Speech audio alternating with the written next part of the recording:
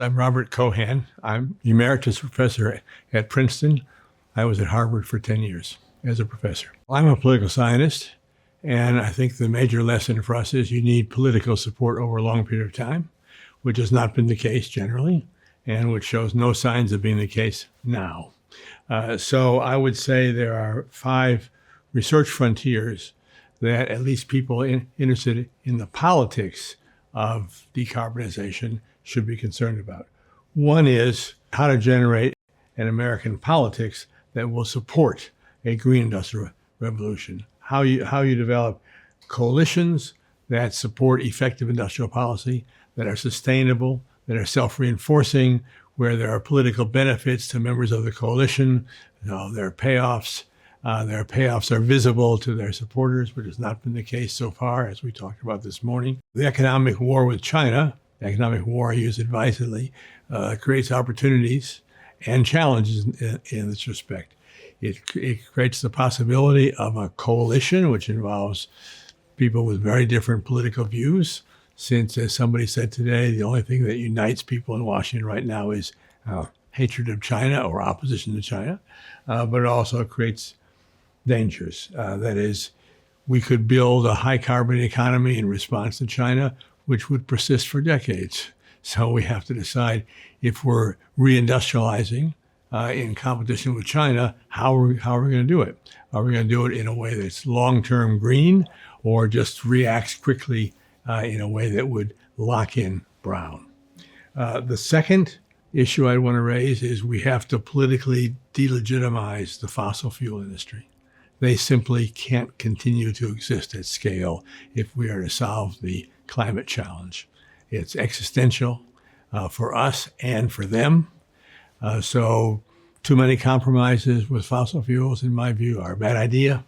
That'll give the game away. And we're already going to overshoot 2 degrees. And if we don't really work hard, we're going to overshoot 3 degrees.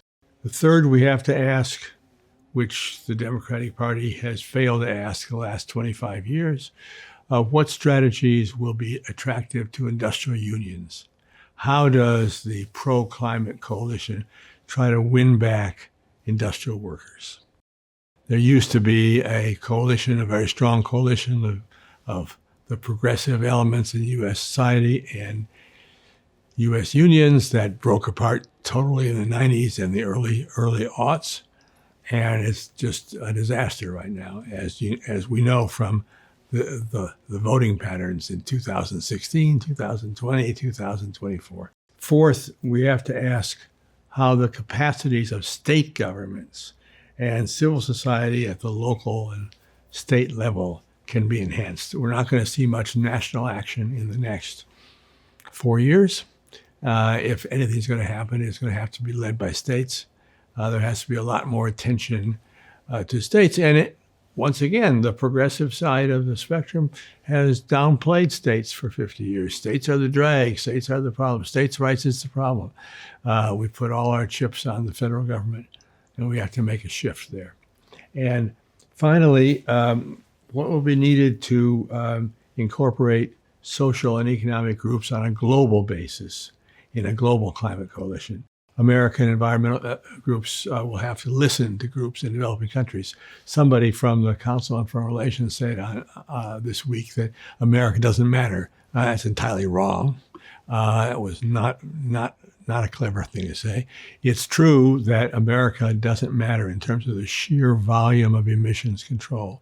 90% will be outside the United States, 90% of reductions. But if the U.S. doesn't do something, we can't tell others to do things. So from a point of view of politics, it matters a lot what the United States does. But I've long been interested in green industrial policy. I'm interested in climate change. I've been working on climate change in my retirement years, and green industrial policy and climate change are obviously linked to the hip.